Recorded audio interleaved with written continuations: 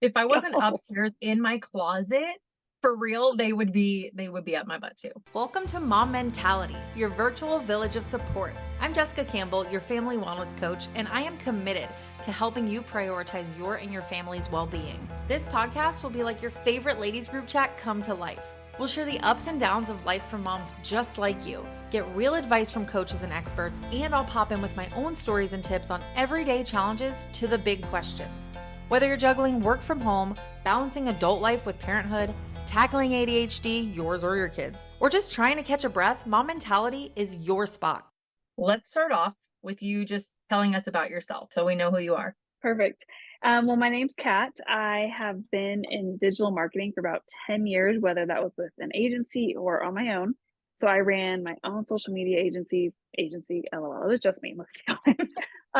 So I ran social media for people for different clients for a couple of years, and then I started working for another agency and was there for a while. I am now a full-time copywriter for a different marketing agency. So I have been in the online space for some time. Personally, I have been married for 5 years. I've got 2 little ones. My oldest just turned 4 on December 1st, and my youngest is going to be 2 at the end of February. So it is a wild season, and there they are, bust through the door as they speak.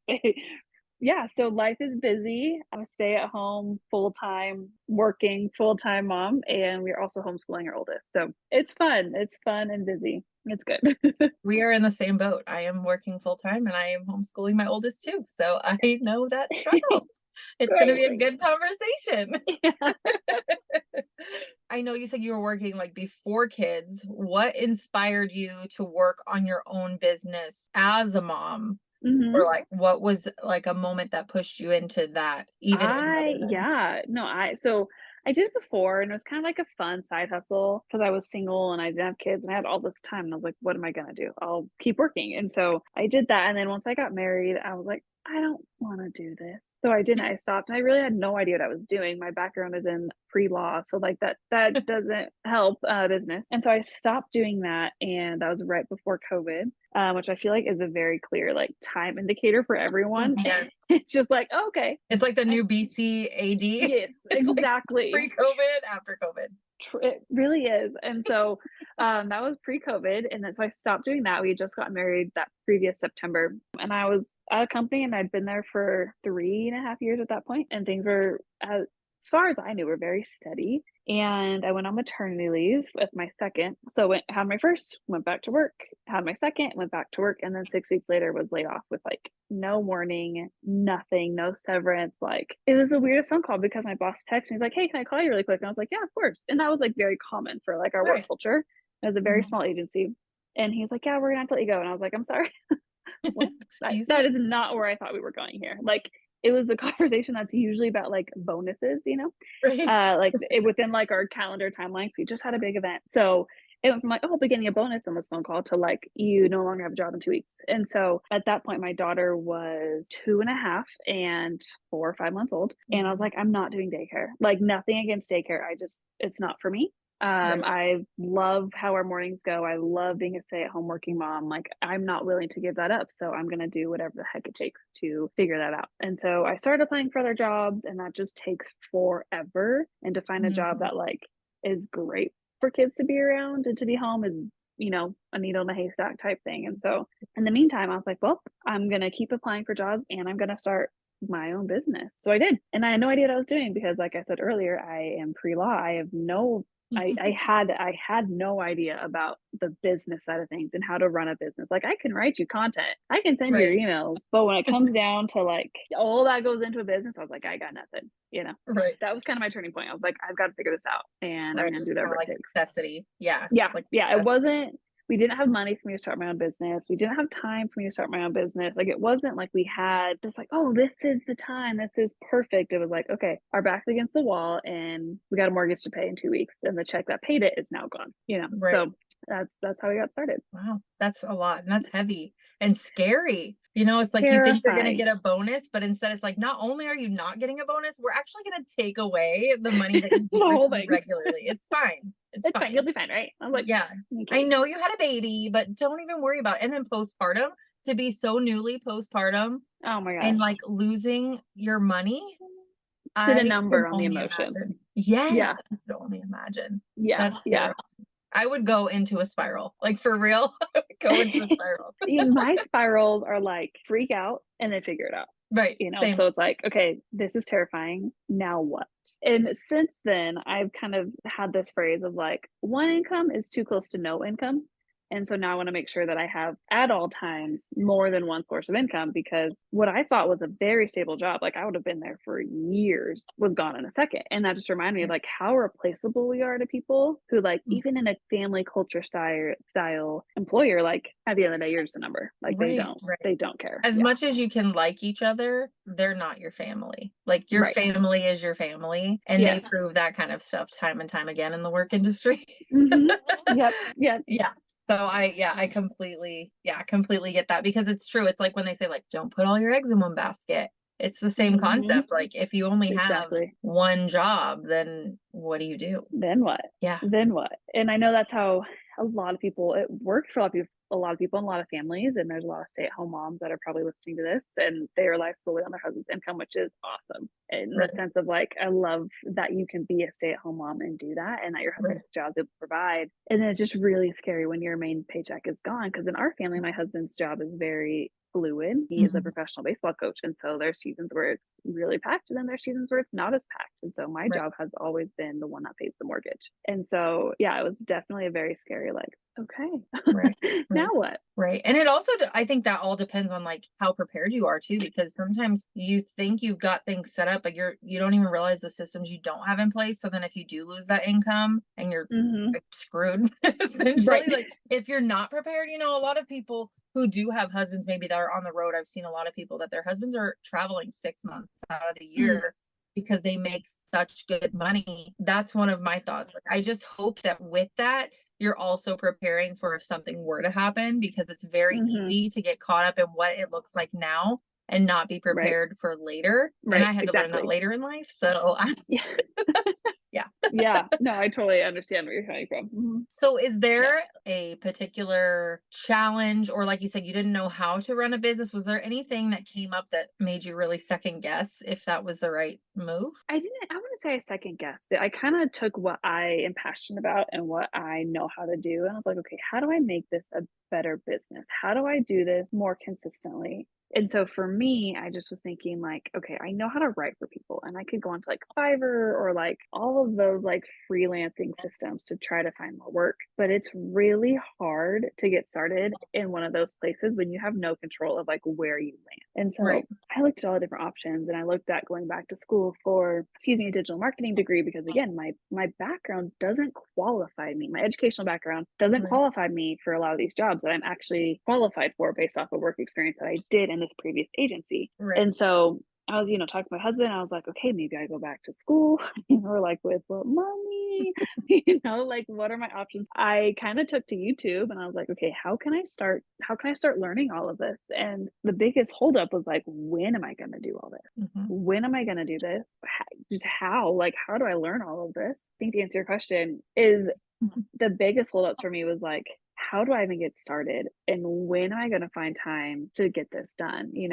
And knowing that it can take a long time for a business to take off, that I was like, I still need to apply for jobs and find another full-time job, Right. because most times your first year in business isn't going to be successful. Yeah. Sometimes it's 5, so it's like, how do you sit tight for that long, For 5 years with trusting the 2 process? kids and organic fruit being like $1 million a bag. Like it doesn't add up. You know what I mean? Right, So right, it was very much a like, okay, there's a lot of reasons here for us not to do this, but there's more reasons when I look ahead as to like why it was worth it to sit down, to do the research, to figure out like what is our long-term goal, and how right. do we take steps today to get to where we want to be in 5 years, to get to that 10-year goal. Because so often I look at that big picture and it can be very overwhelming. Like, I can't do Right, that.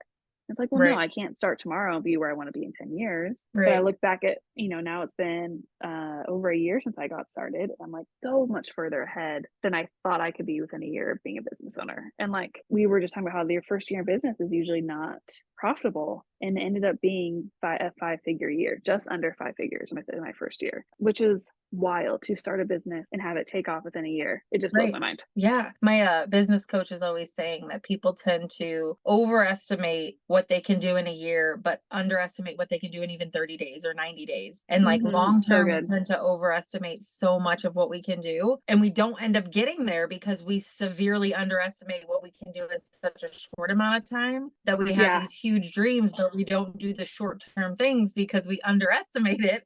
And so it just becomes that cycle of like inability to actually reach the goal because we're not consistent in that. So it is really interesting that you even bring that up, that it just looks so much different than you expected it to in that time. That kind of led me into this next question, because you were saying there were a lot of reasons not to. So in that time, you were worried about time and, the planning, like the logistics of how you were going to do it. Now, knowing what you know now and looking back, are there reasons that you can see now that you're like, man, that was even crazy I even did it, because there was all these things stacked against me and now here I am? Yeah, I mean, it's definitely crazy that we did it. It's crazy I was able to convince my husband that I should do this. Like, there's probably even more than I am aware of. But the biggest one, so you can learn everything online, right? Everything is out there. I was like, I kind of wanted to take a shortcut, to be completely honest. And I was like, okay, I found a course.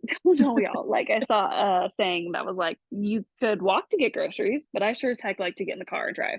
Like, if you have to, you could walk there to get them. But I'm going to get in my car. I'm going to save some time and get there faster. I saw this course and I was like, hey, babe, I see this thing. I was talking to my husband and I was like, I think I want to try this. And he looked at me and he said, what? I was like, it's a course that's going to teach me about digital marketing and running my own business. It's like a 2-for-1. But I looked up like digital marketing degrees and those cost thousands. And this only costs 500. And so we talked about it for a couple days and he was like, you know what? At the end of the day, it's only $500, which I was shocked for him to say. Like, $500 is a lot of money, especially after losing my job. But for him to have that belief in me was like, okay, well, now I got to make sure that I make this thing happen. Right. So I would say that was probably the biggest reason of why we shouldn't have done it was, again, we didn't have $500 to spend. Like, we just didn't have it. Like, every penny, we were going to Trader Joe's to get meat. And I remember like looking at the turkey meat and finding the very cheapest one that didn't, like, okay, this one is $16.02, and this one is $15.98. Like, let me grab that one, right? So it was like, we were doing that at the grocery store. I'm like, okay, well, we used to eat strawberries, so we'll stop eating the strawberries and just get them for the girls, right? To like, go spend $500 on this. I believe you can do it. Learn all you can, and we'll take those skills. So money was probably my biggest one of why I shouldn't have gotten started. And the fact that like I am still nursing around the clock, it feels like. And I was up all night, right? Like, I had a young baby. Like, do, but also don't, should I have started business when I was a couple months postpartum and all of that? Yeah, I don't know. But hey, it worked, right? Like, I just don't think there's ever going to be a perfect time or the stars align. And faith is a big part of our life. And so we just definitely prayed about like what this could mean for our family and, trusting that like, okay, I could take this education and I could either use it to grow my skills as a copywriter, grow a full business. I mean, learn so many different styles of skills like website design and development. And there was just so much packed into it where I was like, okay, I know that what's in this course, I know I'll make my money back from it. And so that's kind of what we did. And I was like, I'm going to do this. And within 5 weeks, I was able to take the course and then make my first sale based off of what I had learned. And so my husband was like, oh, okay. So took about 5 weeks for like me to get into that profitable space. And then from there, it was just kind of this, okay, how do we work this in? And I'd still applied for jobs. And one I'd applied for, months previously had finally gotten back to me. And so in January, I write for a nonprofit digital marketing agency. I write for a bunch of different nonprofits. So now I'm running a business, working full-time, home full-time, which is its own kind of job. Yeah. It's not for the weak, man. 4 o'clock with these kiddos is like, how long till bedtime, you know what I mean? Right. So I think, I just think stay-at-home moms of like, it is hard to be home with your kids as much as you love them. It can just be really hard to never have a break from your kids. Oh yeah. And that's also one of the reasons like why I should have never started this, and the exact reason I did. Right. We want to spend all of our time with our kids and be as present with them as possible. But in starting a business, it gave me a creative outlet. It gave me like adult conversations like this one.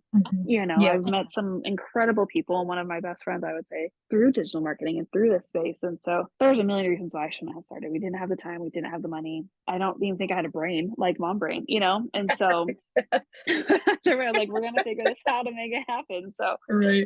yeah, I would say that was why Yeah. I was hesitant to start. Yeah. And looking Awesome. back is like, how did we make it through? So Right. Right. But it's also really beautiful to see, like, if it had not worked out, like the huge hit your family could have taken, and how beautifully it turned out to now and where you're at, and being able to write for nonprofits. And like, I can imagine how fulfilling that work must be, even though you say, you said you loved your old job, but like being able to write in that space, I imagine, is really fulfilling. And yeah, so, it is. yeah, it's just a beautiful, like, turning of the chapters. Yes. Yeah, it was a really hard year. And now it's like, I mean, still hard, toddlers, right? But professionally, it's been really cool to look back on just like my own growth as a writer and as a business owner. And kind of like we were talking about a few minutes ago, right? Of like, you can't do everything in a year, but you definitely can do something. And so to look back at where I was a year ago versus now, and to see the growth and to like be proud of something I've created and something I've done as someone who, like, I would have never in a million years considered myself an entrepreneur. Like, I just won it. And now I'm like, oh yeah, I guess I do fit into that lifestyle. And I'm more of a like solopreneur. Like, I'm not trying to build this giant enterprise. Like, I'm not trying to build I don't want to have a bunch of people working for me. I don't want to, like, no, I'm a solopreneur. I work when I can. I work when it works for our family. I make money in doing so. And it works for our lifestyle. Like, my job works for us, not the other way around, if that makes sense. You know? Absolutely. So 100%. Like when they say you want your money to work for you, it's like the same concept. Like, you be a slave to your job should be working for you, and the income, and work smart, not hard, that whole thing, like, yes, it makes a lot of sense. From here, we get into kind of the juicy stuff. How do you deal with, as you're working full time and wearing all the hats, how do you deal with the unpredictability of business and home life when you're working? Are there any daily challenges that kind of stand out for you having little ones at home? Young kids is extremely hard. I know it is for me. So for sure. Can you speak to that? Yeah, no, I would love to. I think the unexpected challenges is motherhood. It's just an unexpected whirlwind. Like, you wake up like, I got this, and you're next year like, don't got this. Don't got this. Don't know what's happening. So for me, truthfully, I wake up at 4:30 a.m. every day. And I will work on a side business, the one I've started, until my kids wake up. And then after that, I'm pretty much like, I'll get into my DMs throughout the day. Every now and then I'll maybe post a story, but then I won't really respond until like end of day, till the girls are asleep, and then I'll start working on them again. So I try to find out what works for me. I am most creative in the morning, and so that's why I wake up early to build my business in the morning. And then I'm working full time for my other job, my full time, traditional job, I guess you could say, 40 hours a week during the day. And then we homeschool our kids, like I said. And so it's definitely taken some time to figure out like how to do it, and how to do it. I'm not going to say well, I'm just going to say like how to do it all to the best of my ability. And know that there's grace for every season. Even this, like, we had the scheduled podcast, and we have kids banging down the door asking me to open up their snack. Like, dad's down the hall, go there. So I think dads don't count though, right? Dad doesn't count. And I'm also just very transparent in spaces of like, whether it's on my social media or on work, like, hey, I've got kids, I'm a mom, and that's my priority. That's why I do what I do, and you're probably going to hear them, and that's okay. And I think that just makes me more relatable. Like, hopefully it just makes it like, oh, she's just a mom. Like, I'm not some professional person in like aesthetic house that's always clean. Like, no, my bed's not made. And there's our dishwasher's broken, so there's dishes in the sink, and so we just do what we can with the day that we have, and find out what works for us. So very practically, it's I get up at 4:30, my coffee goes off at 4:27, and so I have my coffee ready to go. And I look forward to that cup of coffee around 7 p.m. the night before. It'll be so great. And I'll get my chair, and I'll grab my blanket, and I'll light the candle, and right now we have a Christmas tree in our room, so it's extra exciting. So turn that on. It really is, and so like I said, whether it's learning or writing an email or creating some posts for the week, I batch create a lot of my content. I think that is like the most underrated practical tip of like how to run a Right. business as a mom is to batch create your content. So today, like another very practical example is I created batch B-roll for the whole week. And so that looked like me taking my tripod and wearing 4 different outfits in the span of 5 minutes to record 15 different 30-second videos. Right. So that way tomorrow I'll sit in the same chair and I will edit out all my hooks and my captions and I'll build all of my videos for the week tomorrow morning, so just finding out how Right. to create consistency within my business, so then I time block. I have a very tiny cube. It's a productivity cube and it's like a 12-sided cube. And I will play with that thing because it helps with my ADHD. And I will just say, like, okay, for the next 35 minutes, I'm going to work on this email for this client and I can't do anything else until that's done. And for whatever Right. reason, this little blue ball really helps, so like that's one thing. And I was gonna say I have ADHD too, and so it's really hard for me to batch because I either want to post it all at the same time oh my or gosh, I I lose interest in it. know. So I've learned to like just do a few like at a time. But I realize I can get in better with the B-roll, and I have no shame in telling somebody to just record for me. So like we were Yeah. at the park over the weekend and my sister was here and I was like, Oh take this yeah. and record some B-roll. And she's like, With okay. that. And I'm like, I have no problem. So I tell my husband, There anytime we go somewhere, get me some B-roll. We have like a shared Apple album and I'm you like, go. Yes. content dump, put the stuff in there. So Yes. we both have content.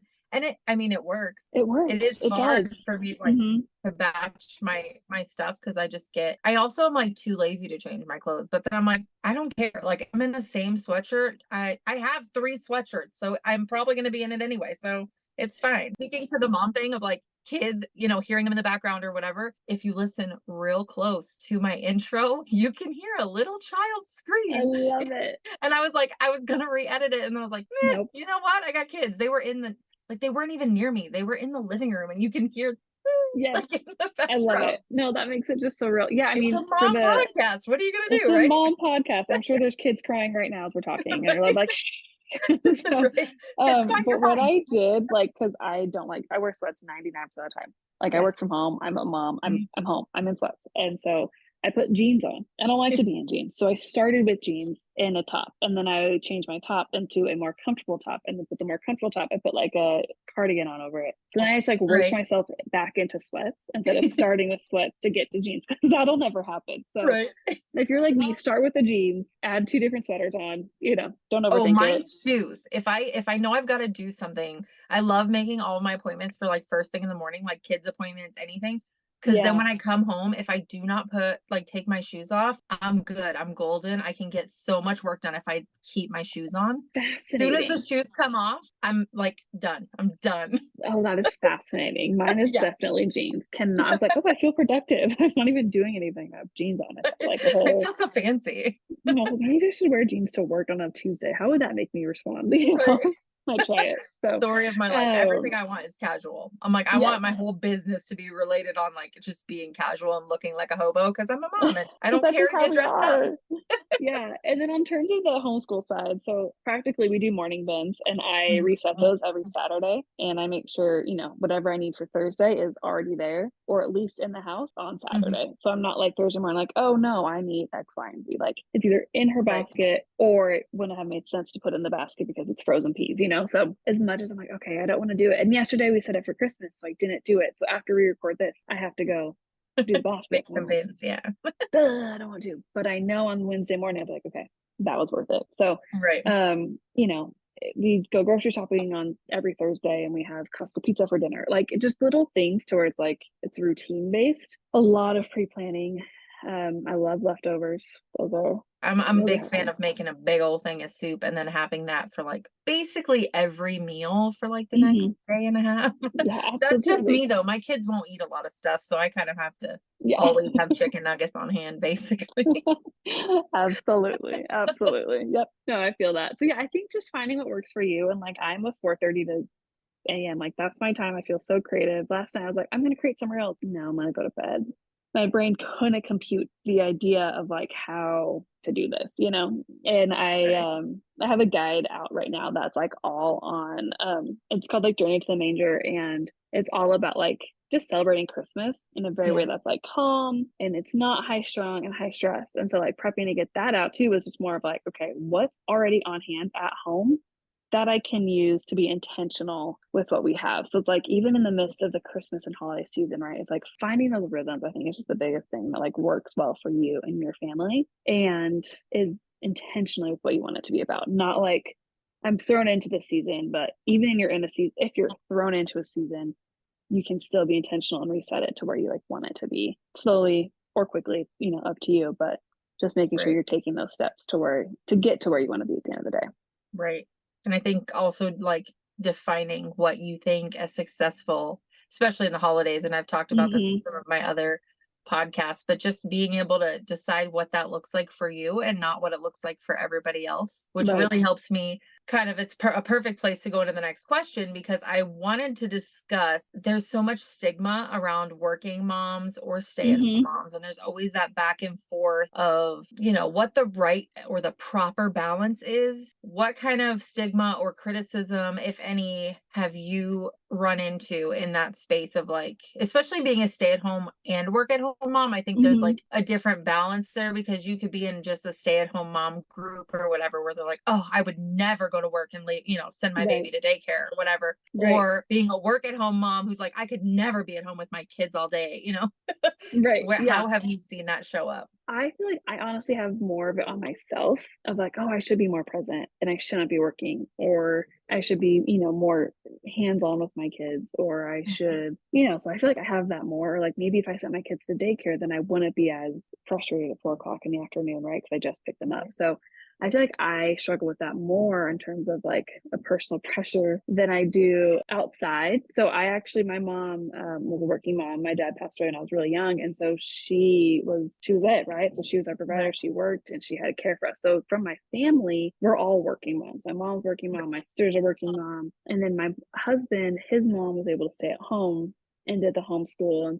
And she fully supports my business. She fully supports me homeschooling, and she fully supports me working as well. So from our family, I feel like I've been really, really blessed to not have people criticize one way or the other. My family still doesn't think like digital products is even real. I'm like, I don't get it. I'm like, well, you haven't sat down to ask me questions about it. So that's probably why, you know, because it's that concept of like, let's stop selling our time and start selling our ideas and our knowledge and our passions in a way where we create something once and then we just sell it over and over and over and over again. So that's the only criticism, honestly, I've gotten from family has really just been like, I think what you're doing is a scam. I'm like, okay, well, let's not. Like it's not a realistic like path. Like great, you're working, but also this doesn't seem like a real thing. So find a real job kind of thing. Exactly. That's the biggest one where I'm like, well, okay, just because that's what you had to do does not mean that's what I have to do. Like, yes, I can run a full business by posting reels and sending emails. And it works. Like I spend an hour and a half every day and a half hour in the afternoon and sometimes throughout the day, right? So it's like, okay, 2.5 to 3 hours truly every day I spend on that business. I'm sorry, Mom. I'm sorry that it didn't work like that for you. I'm sorry. Like I had a student who created a gluten-free sourdough starter kit, and she sold it for $20. I have another student who, unfortunately, she lost her husband to pancreatic cancer, and it happened really suddenly and very quickly. Same thing. And she's creating a kind of like a end of life checklist, which is like heartbreaking, but something that she needed. Valuable, like the amount of things people probably don't know through stuff like that. Think about, and just passwords and how to access this account and that account and just all these different things, you know. So she's taken her experience and her pain and she's using that now as a spreadsheet document that she's reselling over and over and over to help kind of take the place of what was her husband's income through selling to benefit her life, but also to provide that like that support to other people and like turn that into something, shedding light to other people and helping other people through that. That's awesome. Exactly. I think there's so many different ways to monetize the skills that you use every single day. Like we just found out my daughter has a dairy, gluten, and soy intolerance, which let me just tell you, is in about every single food item you can find on the shelf. And so I was just like, I wish someone had, here is a gluten-free, dairy-free, soy-free recipes, and here are the food ingredients you need for that. I would have bought that thing so Right. fast, Right. Right. so fast. And now I'm like, no, I might create that myself because it's not out there and I need it. And Right. so if anyone knows of one, please let me know before I go create myself. When I was You know, coaching one of my clients, she had said, you know, it's hard as your kids get older because like when they're little, we track every milestone and like their progress, their mhm, development, all these things for like what's within appropriate reason. And then they get to be like a little bit older and we feel like they're misbehaving, they're this, they're that because we don't track that development anymore. And so I had actually mm, made a simple guide. It's helpful to have like that idea of like, yeah, your kid might be 13 and this might be the stuff that's coming up because mhm, we assume that they've got it together as kids, especially as teens. And so right. that was something that she had brought up that was like, you know what? That's a great idea. And I completely agree. And that was like probably one of the first like digital products I had made. And Mhm, even now, as I'm homeschooling and using like school AI with like my school that I work for, I've been making yeah, Minecraft homeschool lessons just to kind of put yes, out there as added stuff just for ideas because there's so many ideas out there. And if you look at like Pinterest, right, mhm, it blew up because people wanted to share their ideas. And I think this is, you know, no different. If you have those questions of like, how would I do this with kids at home? What would I right, even do? You know, like there's so many options out there from network marketing, which of course, like you said, people believe they're like Ponzi schemes for this, anything in the digital space, the older generations have a hard time wrapping their head around. But there's mhm, so many more people nowadays that get it right. as the generations are like overturning and going Well, further it's like if down like you ever read a Kindle book, like if you have a right, Kindle app, like that is a digital product. And people yeah, don't realize that. They think it's like this long grandiose thing. And it's like, no, like if you've ever watched a YouTube video, that is a digital product that just right, happens to be free. So it's free, like yeah. we overcomplicate something that is truly just basic. I was talking to my dad about this the other day, and you know, we were saying how like a lot of people don't believe these things work, like network marketing or like digital products, because so many people don't make it. But the reality is that really only the top 1% are the people that stayed consistent and didn't give up on themselves. Hmm. And it's like if you stayed with it, things Right. might have been different. But the reality is that the majority of the people who start these things, and I've been one of them, I've Hmm. started so many businesses because everything ADHD, I could make this a business, right? And then I stopped because I Yep. realized that's not what I want to do. But like Right. the majority of the people that start it, like 50% of them right off the bat drop off and then it trickles and it trickles. And so it's really, people look at it as being Hmm. a scam when the reality is it's just a lot of people don't take it as seriously because there's such a low risk that if Right. you only spend $100 to get started, they're like, I haven't lost that much. And they're willing to sit back and just Yep. take the loss and say, Yep. there's not enough discomfort and not enough skin in the game for them to keep it going. And Hmm. so it is a really interesting thing to look at because if you opened a business with $100,000, you'd be like, I have to make this money. Or if Right. you lose your job and you need to be Right. home with your kids and you're like, what do I do? You have that skin in the You game that have to make makes it you work. stay. You have to be willing to stick with it and find what like you said, to make the products what you love, because I didn't stick with the things I stuck Mhm. with or I was doing because it didn't feel aligned yet. It didn't feel like the things that I loved. So we talked about, you said you've got the baskets, you've got like these certain systems in Mhm. place, right? What would you say are your non-negotiables to keep that balance at home? Question. Jesus, coffee, and grace. No, I think for me, really, just like getting my mind right, getting space for myself in the morning, whether that's 5 minutes on most days, or a half hour on good days. Just having time where it's like I have worship music on, I'll read my Bible for a few minutes, I'll journal, I'll pray. Spend time alone before it's needed everywhere, and Mhm. then you're like, oh my god, coffee pot always. I can only have a cup and a half, or else my heart's like, yeah. But it's just my little treat of like, okay, I make sure it's a good coffee. But that's really for me, like that like gets me excited to get up and go get my warm coffee and sit in my chair and start your business. And then I'd say the third one would be grace of like, okay, not every day I'm gonna feel creative. And with our cycles as women, we're not gonna feel creative. Like the hormone cycle and your creativity and the connectedness in that is like mind blowing. Yeah. So going with the flow there, everyone like, okay, not every day I'm going to feel like I can do this. Not every day I'm going to feel like I showed up well for my business or I showed up well for my kids or I did a pre-made meal and that's okay. letting each day be what each day is, and knowing that that is not going to be the like summation of who I am as a mom or who I am as a business owner or who I am as a wife. And like, there's always tomorrow to try again. I try to do 1% better today than I did yesterday. Like, I am not in competition with anyone but myself.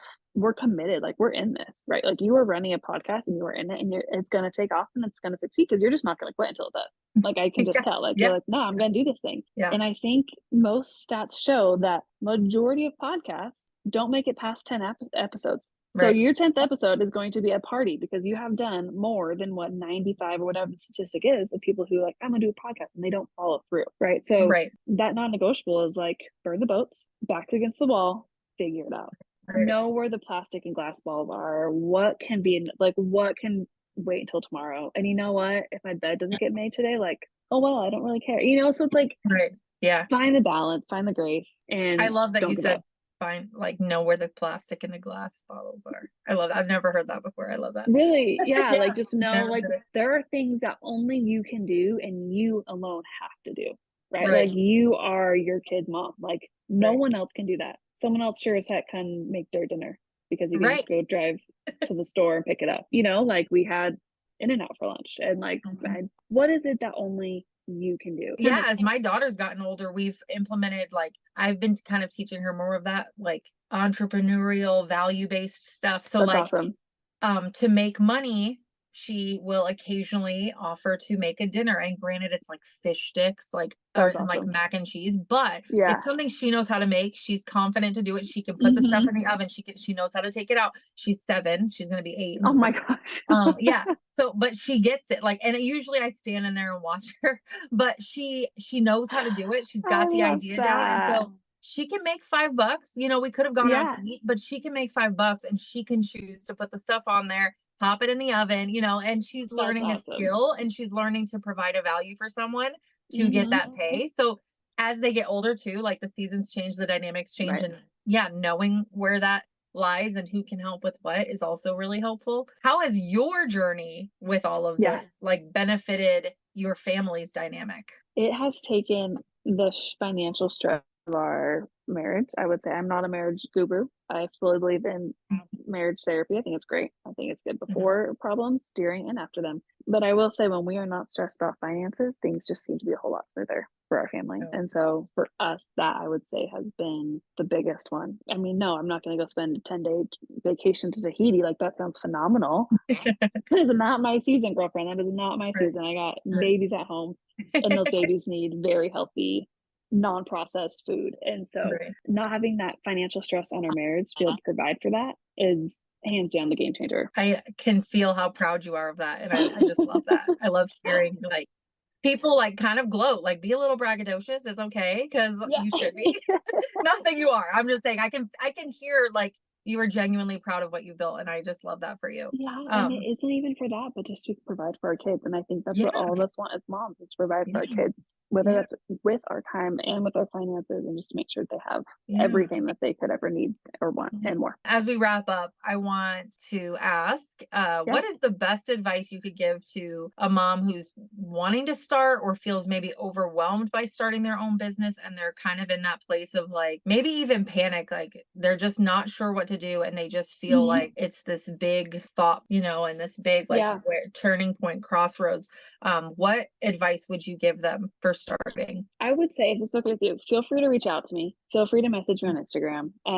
I would love to just talk with you. I'm sure you would, I've talked with them as well. Like, get out of your head and let someone into that space that's not objective, that's going to just walk you through what it could look like, and try it. Take that very first step. Like, don't look at the end goal of, I have to build a $600,000 business or whatever it is. Like, what would be the first step in that? And then explore what that would look like. Because if it fails, you fail. That's okay. Like, failure is going to happen. Just try it. And if you're afraid that your family or your friends will find out, block them. They'll literally never know they're blocked. Block buttons, yes. Block them. No one will know. Like, don't let people's opinions of you and your business stop you from starting because they don't pay your bills. Talk to people that you are close with if you feel confident. If you're like, I want a total stranger's opinion, such as myself, to, like, hear your idea, shoot me a message on Instagram, say, hey, I heard you on the podcast, I want to talk. Great. Like, let's have a quick call, or we can just do DM voice notes or whatever. Because that's my favorite thing in business, is helping other women get started, helping other moms find find that financial freedom and find space to try something new and be creative. I honestly didn't think I was a creative person because I can't sing and I can't draw. And I was like, well, I'm not creative. Turns out there's a lot of ways to be creative. It reminds me of, there's a module in my coaching where we talk about the power of play. And so often moms think that they're not playful. And I've started to I've started shifting my language and just saying fun with your kids, because we think of play as like, get down, play Barbies. You gotta, you gotta do it in a certain way. And the reality is, like, having fun in any capacity connects you with your kids. And so it's the same concept, like that perspective shift of like, it doesn't have to look the way you think it does. You don't have to be creative in this way. You could be creative in that way. Or, even if you're a technical person, maybe you don't think that you're creative because you're technical, but then it turns out that you're really good at being creative within the technical stuff. My dad and I have talked about that too, from like, it's so funny because him and I are totally like opposite. He's very mechanical, and I went to school for hair at one point. But when we have conversations, I'll say, oh, that's like when you do hair and this happens. And he's like, oh yeah. And we can compare literal hairstyling processes, or like coloring, to like mechanical stuff. And we had that conversation one day where he's like, no, I can be creative. He's like, I find different ways to make this work, within this mechanical setting. And so it's so interesting, like the perspectives and how those things change. So I really think it's definitely I say this all the time, have your own back, because like, you're the only person that's really going to believe in you. Like other people can believe in you, but no one's going to believe in you the way that you believe in you. So just getting out there and a willingness to try and have your own back, regardless of what other people are going to say. Sometimes your baby step is a podcast, because you have a huge goal of being like a massive group coaching empire. And you start with a podcast because it's free. And you can connect with other people and bring value in the free space, which helps you and them. So it can look a lot of different ways. It can look a lot of different ways. There's a lot of ways to chase that dream, for sure. Well, I want to thank you for coming on this podcast. Thanks for having me. This has been such a wonderful conversation. I loved your story. Where can they find you? Yeah, so you can actually find me on 2 different pages on Instagram at cat.belk, kat.belk, is one. And then if you're more interested in like the homeschooling stuff, it's at backyard_beginnings. And that's where I post all of homeschool ideas and guides and kits and all kinds of things. So cat.belk is where I really talk about running your own business, what that looks like, how you can get started. And then backyard beginnings is all homeschool. So find me there, message me either place. I would love to hear your thoughts on the podcast and something that you kind of got out of it, or struck a nerve, or something that you disagreed with. So I think it'd be a fun way to hear from listeners. So thanks for having me. It's been so fun. Remember, you are powerful, you are worthy, you are valued, and you are loved. Keep pushing, keep loving, and most importantly, keep believing in your amazing ability to empower your legacy.